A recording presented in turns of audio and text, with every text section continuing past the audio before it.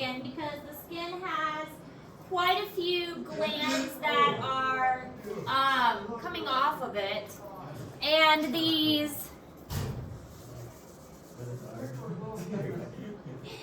glands serve different purposes. These glands serve different purposes depending on how they function, and the way that they function is different as well. So it's really quite interesting how these different glands work. So first of all, the difference between an exocrine and an endocrine gland. And this is very distinctive difference. So an exocrine gland secretes a substance into a duct, and most of the time these ducts lead to the epithelial surface. So these are like sweat glands, are a great way to think of them, but not all of them are sweat glands. There are different kinds which we'll talk about in a little bit, but exocrine glands secrete their substance into a duct, and endocrine glands secrete their material directly into the bloodstream. So two different kinds. Exocrine into a duct, endocrine directly into a bloodstream. So we also have sebaceous oil glands and then sweat glands that are within the skin. A lot of these are associated with hair follicles and within the skin, and they're going to secrete into a duct that leads to a hair follicle. And we're going to get into all of that today. So here is a sebaceous gland, apocrine, and eccrine. We're going to talk about all those.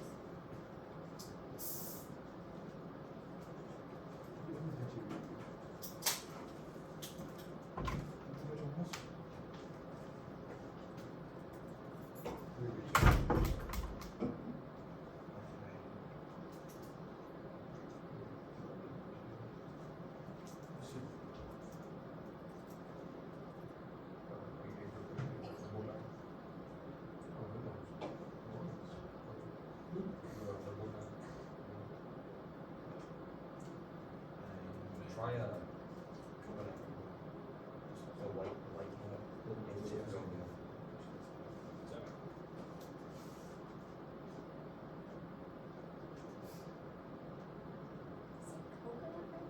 It's really good. Well, some Sprite. What's the third? This was not easy before. I think just some random stuff in the quiet.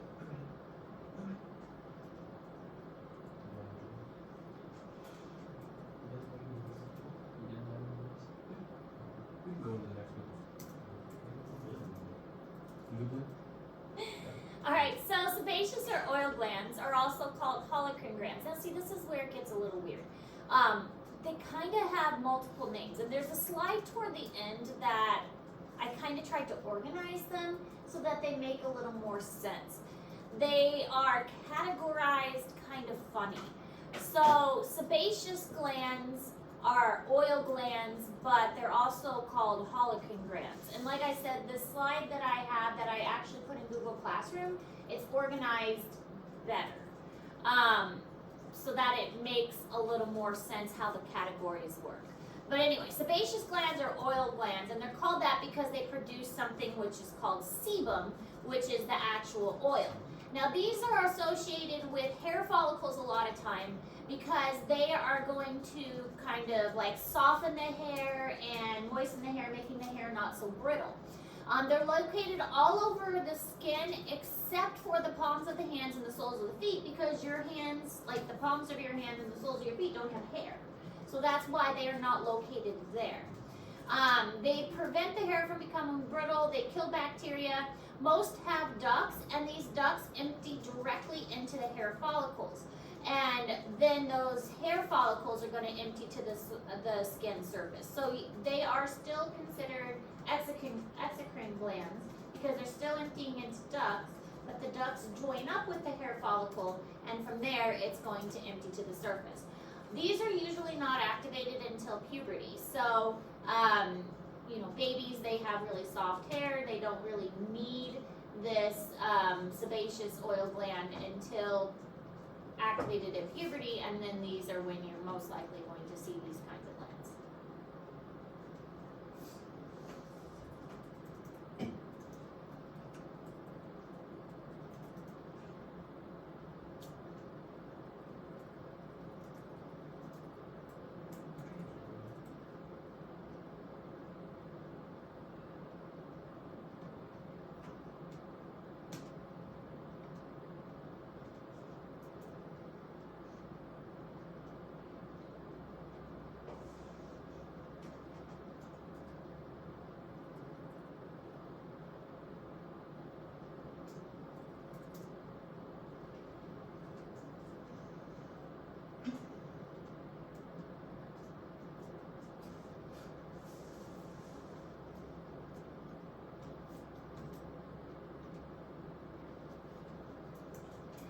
Okay, so the sebaceous gland, the holocrine ones, they secrete their product plus disintegrating cells. Now this is where it gets a little bit different. The way that the glands work is that they secrete their products in different ways. So sometimes we talked about like in endocytosis and exocytosis where they secrete like by vesicles, and they bring the vesicles to the outside of the cell, and then they secrete those like the vesicle joins to the membrane and secretes the product, and the vesicle fuses with the cell membrane. Well, when we're talking about glands, the glands are going to do kind of weird things. With the holocrine gland, the product, secretory product plus the disintegrating cell. So what's happening here is that the product is being excreted, but also a little bit of the cell is breaking down too. So it's a little bit strange because with the holocrine gland, you have a little bit of the cell that is breaking down, but you also have a little bit of the product that's being excreted. So it's like a little tiny bit of the cell is actually being excreted with the product. So part of the cell is breaking off. There is another, besides the sebaceous gland, it's called a meibomian gland. And this is in the eyelid. And it's another example of a holocrine gland, and it's kind of here in the eye, like behind the eyelashes. And this is going to create, not tear ducts, think of like the eye crusties that you get sometimes. Or that, like, sometimes you get like that white goopiness in the center of your eye. That's more of what it's creating to protect your eye and keep your eye lubricated. So it's not so much tears. Tears are too fluid. This is more of the white goopiness and the eye crusties that you get. It's thicker because it is producing part of disintegrating cells.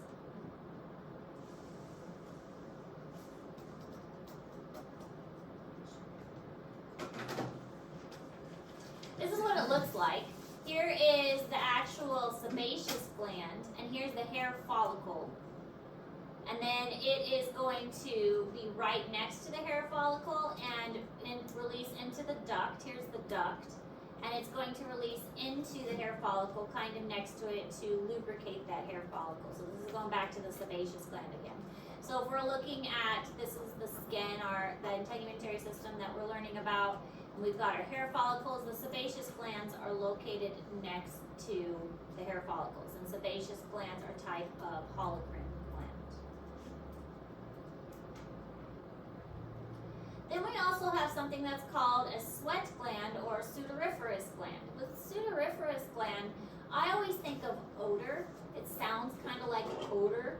And this is the type that is producing sweat, and sweat typically stinks. That's how I remember the sudoriferous gland, is that it makes you smell. These are very widely distributed across the skin. There are two types of sudoriferous glands. You've got the eccrine, or also called merocrine. You could hear it either way. I did a lot of research into this, if there was really a difference, and there's really not. Eccrine, merocrine are kind of the same thing. So you're going to hear them both ways. So eccrine or merocrine glands, and then there's also an apocrine gland. So eccrine, merocrine are the same, and then an apocrine gland. The difference between the eccrine merocrine gland and the apocrine gland is how they secrete their substances. So the holocrine gland secretes their stuff, their sebum, but it also secretes the sebum plus a little bit of the disintegrated cell. The eccrine gland and the apocrine gland, they're going to secrete sweat, but they secrete it differently. And they are sudoriferous glands, which are also a type of exocrine glands, because they are also secreting into ducts.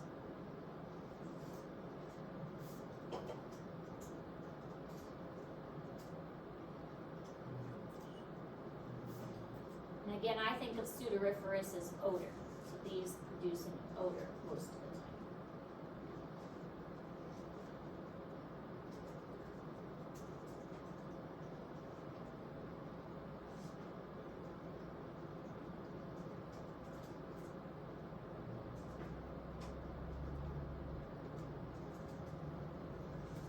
Which one does the? Both of these do. Because they're sweat glands. When you sweat, you see. Apocrine, though, probably smells worse.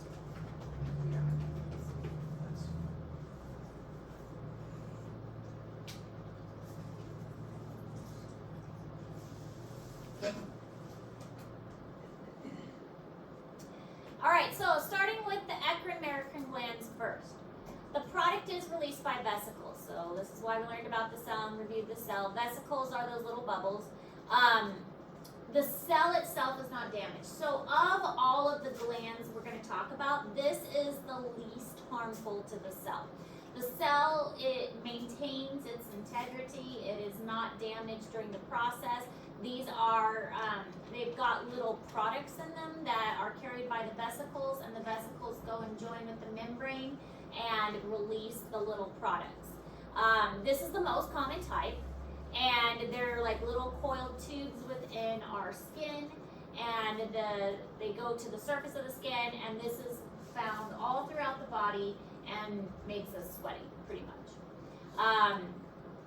There is a secretory unit deep in our dermis surrounded by contractile, though, called myoepithelial cells, and it can be controlled by nerves. So when we get too hot, the nerves tell our body, okay, let's contract these myoepithelial cells and squeeze out the sweat. But it can also be controlled by hormones. This is why we sweat when we get nervous. If you're going to give a big speech, you can start to sweat because you're nervous. If you are going on a date and you get nervous, that can cause you to sweat as well. So it can be controlled by hormones and your mental state. So it's not just because of whether you're hot or cold. It can be controlled by temperature or situations, and they are found throughout the body and on the hands and on the soles of your feet. That's why you get sweaty hands. Your hands can get sweaty, your palms can get sweaty, so these are found on your hands as well.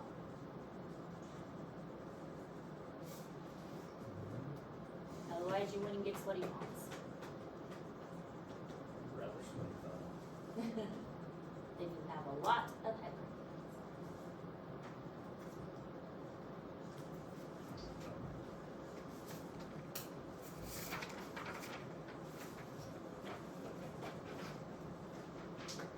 We get to decide it today? Probably, if we have time, and I think we will. The assignment is rather long, but it's easy. Kind of like a fill in the blank. So we'll see next week. Because it's long. We watch videos. Yeah, it's a really cool website I found. It's a very comprehensive website.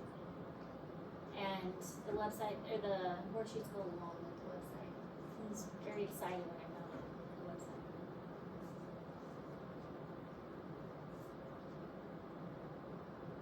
You can probably fill out a lot of the assignment without watching the videos.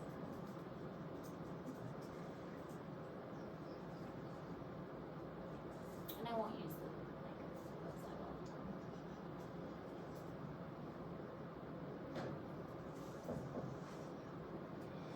Okay, so then we have apocrine glands. These are different. Basically, with the apocrine glands, these are found like in the groin area and the underarms.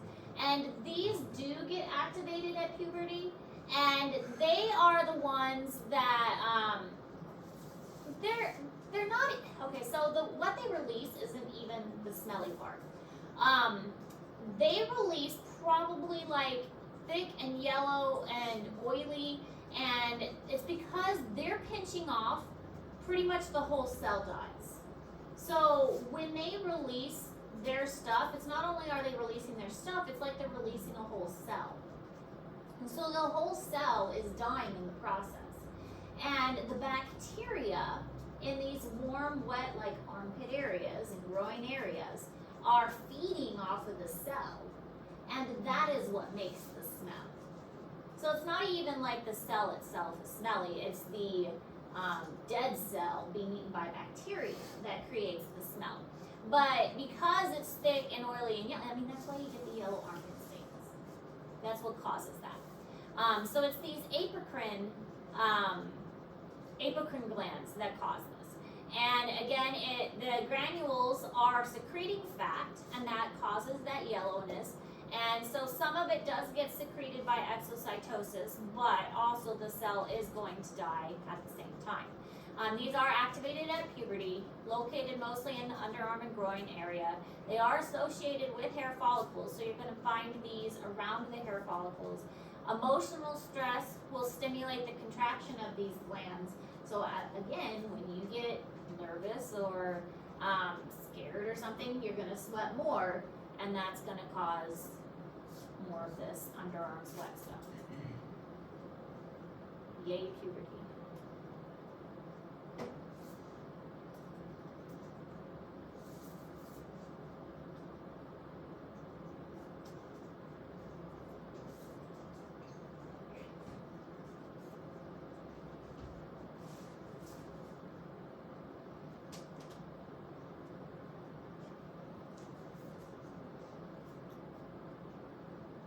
My red light is back. I have one red light on my board. Flicker on my board. I don't know.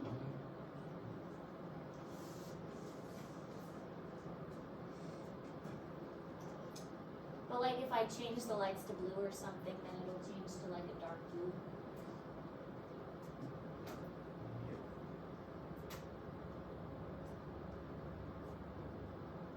So this is what the apocrine ones look like. It is an entire cell that is being lost. They are sudoriferous glands. They cause that odor, that smell, and they are, of all of the gland types, they are the most damaging to the cell itself because large chunks to the whole cell itself is being destroyed in the process. So American glands are the least destructive to the cell, and the apocrine ones are the most destructive, and the holocrine ones are kind of somewhere in the middle.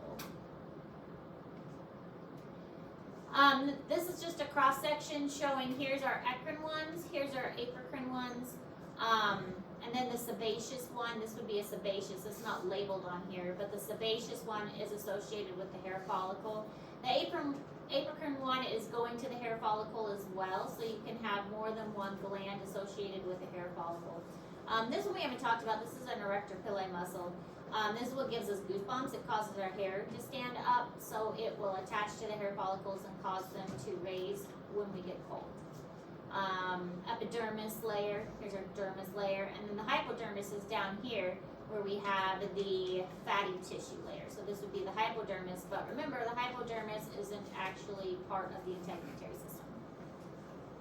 And then we have the pores at the surface, so eccrine, sweat pore, but the others are associated with the hair gland. So our hair follicle actually acts as a duct where the other sweat will exit from. All right, there are other types of glands, and ceruminous gland is one of those. Ceruminous is a type of apocrines, so again, that's one of the destructive ones, which is a sudoriferous gland in the ear and this makes earwax. So this is a mixture of sebum, cerumen, and dead epidermal cells. So that's what earwax basically is. Sebum, cerumen, and dead epidermal cells. Its purpose is to protect and waterproof the ear canal so that we can try and prevent some of the water from getting in there.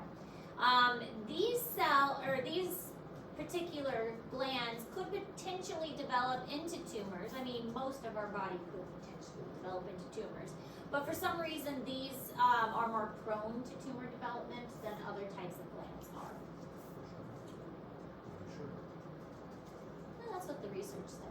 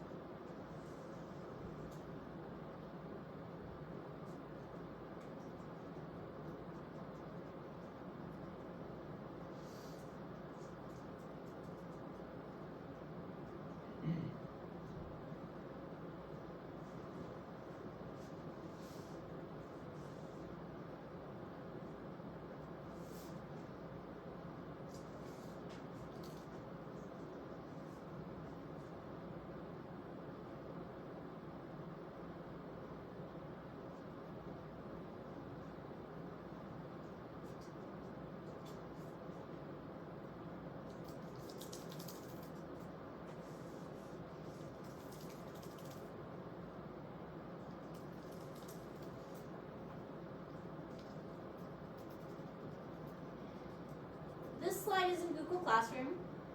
It does a good job of a side-by-side comparison of the different glands and kind of a description. So here we have our American gland. With the American, we just have these little vesicles. And the vesicles are being secreted into the lumen. The lumen is the center. So being secreted into the lumen, and then that is released into the duct, which leads outward. So it's a sudoriferous gland, which is the American. Then we have our apocrine. Apocrine, again, is the pretty destructive kind. And it is releasing parts of it out into the outer portion, so pinched off portions of the cell, and that is creating that smell. And that is also like secretory vessels getting released, the sudoriferous. And then here we have our sebaceous gland. Maybe I had it backwards. This is the holocrine is releasing the whole cell parts, cell with secretory products. So I think I had it backwards. The holocrine is the most destructive kind. So apocrine is just pieces, and holocrine is the whole cell being released. So apocrine is pieces, holocrine is the whole cell being released outwards, and the disintegrating cell releases its contents. So here you can see it again. This one's kind of a more colorful version. The apocrine, or the American, the apocrine, and then the holocrine with the whole cell being released. And then this is in Google Classroom. And then this slide is the good summary slide, and I put this in Google Classroom so you didn't have to write it down. Sebaceous and then sudoriferous. Sebaceous is the holocrine, and the sebum, the whole cell is released and disintegrated, and sebation is oil. Sudoriferous is sweat, And then pseudoriferous consists of eccrine or merocrine, and then the apocrine and the ceruminous. So all three of these fall under pseudoriferous, and sebaceous is only holocrine. And so this kind of summarizes it really nicely, I think, and puts everything in kind of a neat, nice, organized way. And so that's in Google Classroom, and I think it makes it a little more easy to understand. So this is in Google Classroom for you. Another kind of visual, so the merocrine, it's releasing it by vesicles, apocrine, just a piece of the cell, and then holocrine, the entire cell is destroyed and has to be replaced. So this one, the cell can rebuild itself because it's just like half of the cell. This one, the entire cell is destroyed. All right, so purposes of the glands themselves, they have different purposes. They can regulate the body temperature, especially the pseudoriferous glands. Their main purpose is going to be evaporative cooling. Get the body wet so that the body can cool itself to maintain body temperature. Produce pheromones. Now, this is more kind of in the animal kingdom than humans so much. That's why it's diminished in humans to produce pheromones. There are some studies out there that smelling a person, like that people recognize different smells, and so natural smell is appealing. I don't know. There's some studies out there that humans have pheromones and they're attracted to certain smells. So there are some studies that show that a woman when she is fertile smells different than a woman when she is not fertile, and that goes into the pheromone smell too. I don't know. But there is that for the glands as well. Again, it's mostly diminished in humans. It's much more prominent in animals, and animals use that for their glands a lot more. Antibacterial properties. There is a lot of antibacterial properties in the sweat to help keep our skin clean. Remove debris such as in our eyes. That's why we have tears in our eyes, to get our eyes clean. Like if you ever get something in your eyes, the first thing your eyes is going to do is water to get the things out of your eyes. And same with earwax. Earwax keeps things out of our ears. Remove some waste products. Our sweat does remove urea, uric acid, and sodium chloride from our bodies. Now this is kind of a minor thing. Most of our waste product is removed through our kidneys, but our sweat does remove some of it. And also lubricate the hair and the skin. If it wasn't for our oil and sebaceous glands, our skin would be really, really dry and our hair would be very brittle.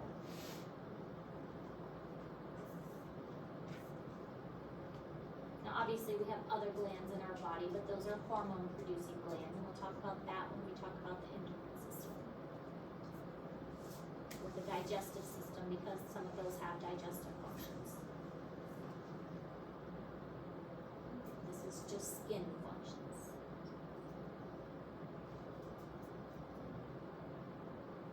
All right. Any questions? Look at that, it didn't take all day. That was good. I don't torture you with notes the whole time. Violin.